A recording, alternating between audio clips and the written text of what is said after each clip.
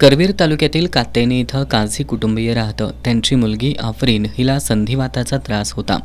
तिच्या उपचारासाठी काझी कुटुंबीय मंगळवारी सायंकाळी कोल्हापुरातील रुग्णालयात आलं होतं. उपचारानंतर ते रात्री उशिरा दुचाकीवरून घरी निघाले होते.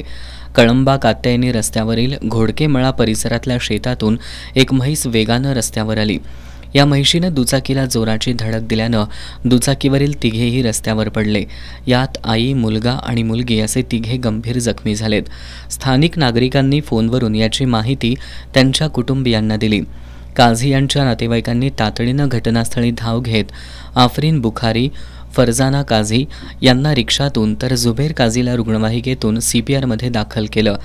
या अपघातात गंभीर जखमी असलेल्या तिघांपैकी आफरीन बुखारी हिचा उपचारापूर्वीच मृत्यू झाला, तर आई फरजाना काझी आणि भाऊ जुबेर काझी यांची प्रकृती गंभीर आहे.